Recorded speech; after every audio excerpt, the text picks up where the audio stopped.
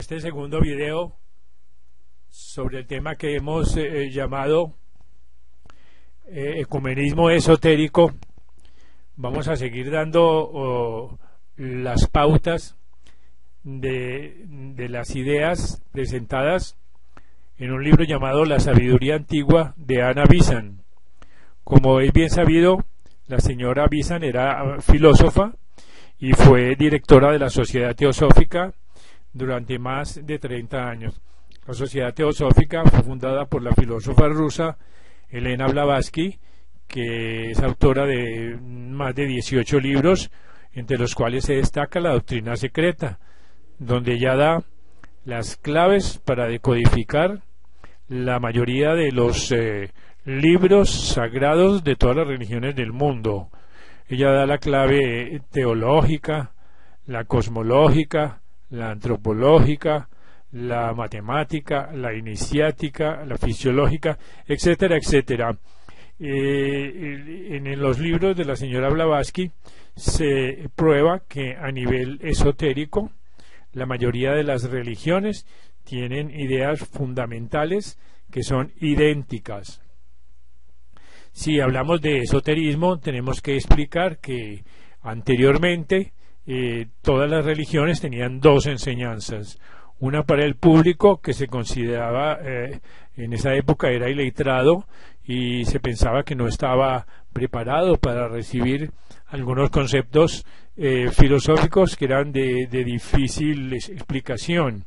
Afortunadamente, con la revolución del Internet, con la revolución de las comunicaciones, con la revolución de la educación, ya toda esa bibliografía que antes era secreta y esotérica ya se popularizó, está en poder del público, se democratizó, y hoy en día cualquier niño de 10 años tiene a su disposición toda o casi toda la información sobre las grandes religiones en los aspectos filosóficos que antes eran reservados solo para iniciados y solo para intelectuales y filósofos.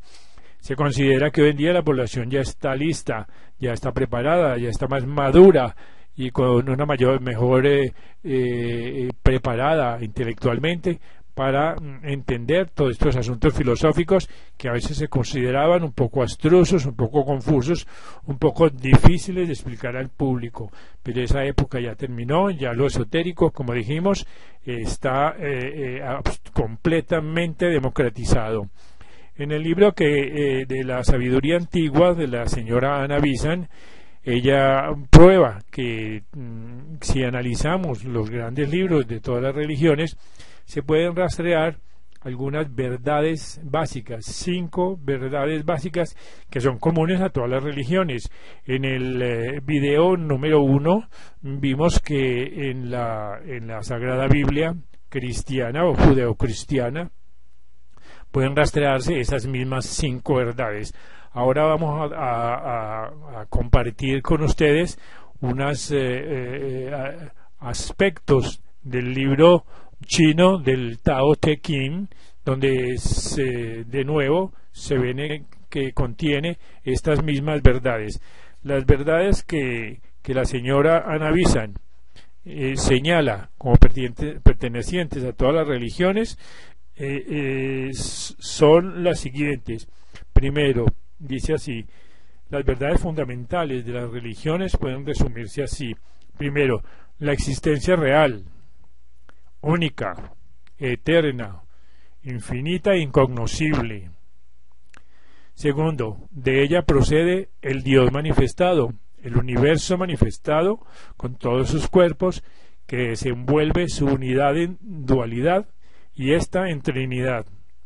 Tercero, de la Trinidad manifestada proceden innumerables inteligencias espirituales, las jerarquías que son guías de la actividad cósmica. Cuarto, el hombre, el ser humano, es reflejo de ese Dios manifestado y es por lo tanto fundamentalmente trino, y su yo interno y real es eterno y uno con el yo universal. Y quinto, evoluciona por encarnaciones repetidas a las cuales les impele el deseo y de las que se liberta por el conocimiento y el sacrificio, llegando a ser divino en acto, como lo ha sido siempre en potencia. Estas, pues, son las 5 verdades básicas que se encuentran en todos los libros sagrados de todas las religiones antiguas, y eso es lo que hace más ecuménico el conocimiento y la filosofía. Y con relación a China dice lo siguiente: la China, cuya civilización está reducida ahora a estado fósil, fue poblada antiguamente por los turanios, que eran la 4ª subdivisión de la 4ª raza raíz que habitó el continente de la desaparecida Tierra Atlántida, y que cubrió con sus ramificaciones la superficie del globo. Los mongoles fueron la 7ª y última subdivisión de esta raza.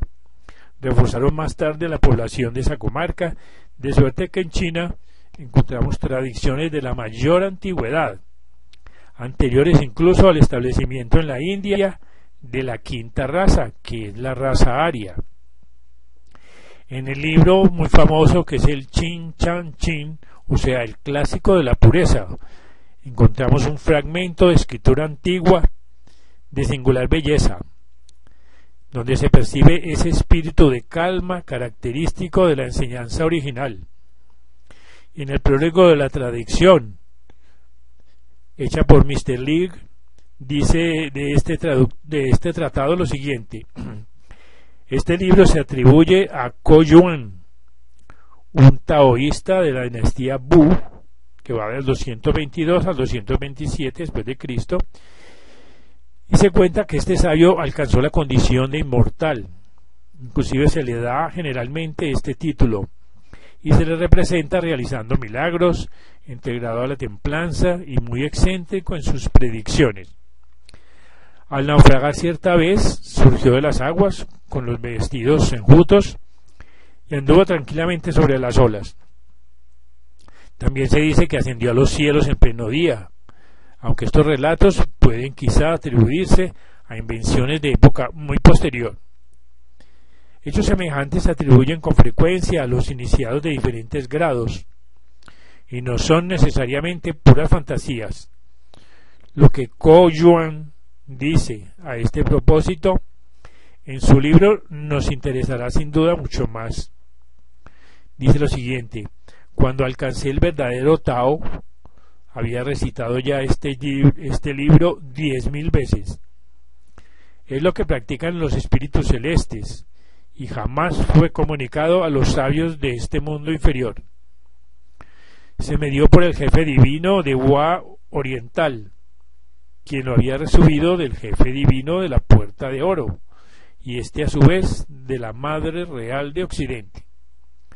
Ahora bien, el título de jefe divino de la Puerta de Oro era el de un iniciado que gobernaba el imperio tolteca en la Atlántida, y su empleo parece indicar que el clásico de la pureza fue llevado de la Atlántida a China cuando los turanios se separaron de los toltecas. Esta idea la corrobora el contenido de este tratado, que tiene por asunto el Tao. Literalmente quiere decir la vía, nombre que designa la realidad una de la antigua religión turania y mongola, donde leemos lo siguiente: el gran Tao no tiene forma corporal, pues él es quien ha engendrado y nutrido el cielo y la tierra.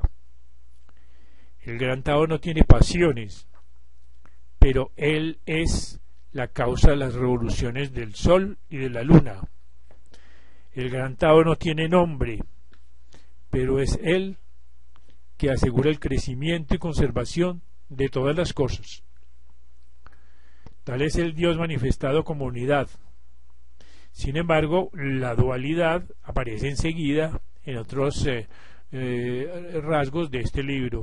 Dice así: el Tao aparece en dos formas, el puro y el confuso. Posee las dos condiciones de movimiento y reposo. El cielo es puro y la tierra es confusa. El cielo se mueve y la tierra está quieta. Lo masculino es puro y lo femenino es confuso. Lo masculino se mueve, lo femenino está quieto. Lo radical, que es la pureza, desciende, y el producto de ella es confuso, se extiende en todo sentido, y así fueron engendradas todas las cosas.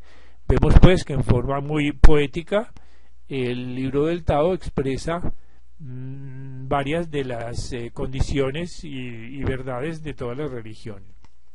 Este pasaje es interesantísimo, dice la señora Ana Bisan, porque evidencia los dos aspectos, activo y receptivo, de la naturaleza, estableciendo la diferencia entre el espíritu generador y la materia creadora, distinción familiarizada posteriormente. Así pues, en el Tao Te Ching, la doctrina tradicional sobre lo manifestado y lo manifestado se expresa claramente. Dice así: el Tao que puede suceder no es el Tao eterno e inmutable.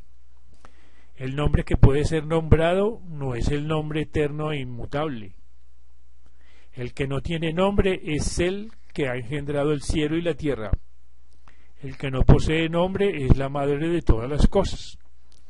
Bajo estos dos aspectos es idéntico en realidad, pero a medida que el desarrollo se produce, recibe diferentes nombres.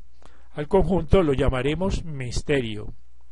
Es de notar que los que estudian la Cábala recordarán uno de los nombres divinos, que es el misterio oculto. Más adelante en el Tao leemos lo siguiente: hubo algo indefinido y completo que vino a la existencia antes que el cielo y la tierra. Como eso era tranquilo y sin forma, aislado y sin cambio, se extendió por todos los sitios sin peligro de ser agotado. Eso puede considerarse como la madre de todas las cosas. Eso, cuyo nombre ignoro, lo llamo el Tao. Haciendo un esfuerzo para darle un nombre, lo llamo el grande. Eso, grande, pasa en un oleaje continuo. Pasando, eso se aleja. Alejado, eso vuelve. Es interesante encontrar aquí una noción de fusión y reabsorción de la vida una, noción tan familiar en la literatura india. El versículo siguiente nos parece, por lo tanto, muy familiar. Dice así: todas las cosas bajo el cielo han salido de eso, considerado como existente e innominado. Esa existencia, ella misma, ha salido de eso, considerado como no existente e innominado. A fin de que el universo pueda llegar a ser lo inmanifestado, debe engendrar lo único, de donde proceden la dualidad y la trinidad. El Tao produjo el uno produjo el 2, y el 2 produjo el 3. Estos 3 produjeron todas las cosas. Todas las cosas dejan tras de sí la oscuridad de donde han salido y avanzan para abrazar la luz de la que emergen, en tanto que se armonizan por el soplo de la vida. El soplo del espacio estaría mejor traducido: habiendo salido todo eso, eso existe en todo. Así que el gran Tao penetra todas las cosas, se le encuentra a la derecha y a la izquierda, envuelve todas las cosas como un traje, y no tiene la pretensión de dominarlas. Puede nombrarse en las cosas más pequeñas. Todas las cosas retornan a su raíz y desaparecen sin saber qué es. Él quien preside su vuelta. Puede nombrarse en las cosas más grandes. Chuang-Tzu, en 400 a.C., en su exposición de enseñanzas antiguas, alude a las inteligencias espirituales procedentes del Tao. Dice: tiene en sí mismo su raíz y razón de ser. Antes que hubiera cielo y tierra, en los más remotos tiempos existía con toda seguridad. De él proviene la misteriosa existencia de los espíritus y la misteriosa existencia de Dios. Sigue una lista de los nombres de esas inteligencias, pero como el papel preponderante que desempeñan tales seres en la religión china es muy conocido, Ana Bisan piensa que es inútil multiplicar estas citas sobre el particular. Luego prosigue, dice: el nombre el hombre es considerado como una trinidad, y el taoísmo, según Mr. Lee, reconoce en él espíritu, inteligencia y cuerpo, división que aparece clara en el clásico de la pureza, cuando se dice que el hombre debe liberarse del deseo para unirse con el único.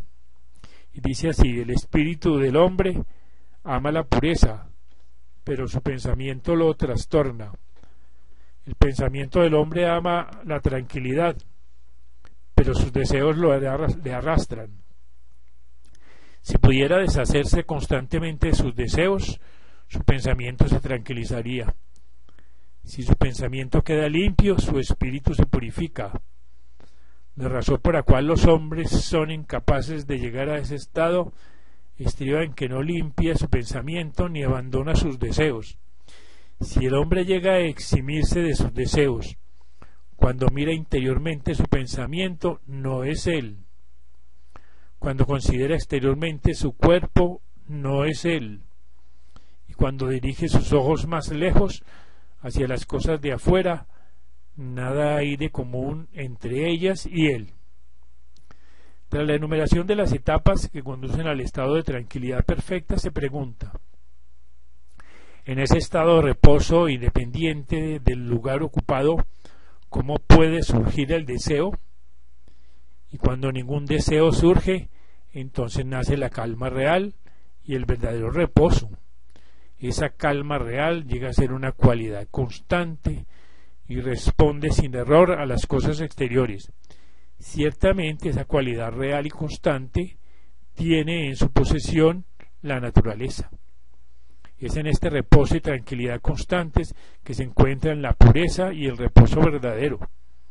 Quien quiera que posea esa absoluta pureza entra gradualmente en él, la inspiración del verdadero Tao. Así que estas palabras, la inspiración del verdadero Tao, añadidas por el traductor, velan más bien que esclarecen el sentido, porque entrar en el Tao está conforme con la idea expresada y con lo que se dice en otras escrituras sagradas. Vemos pues que el taoísmo insiste mucho en la abdicación del deseo.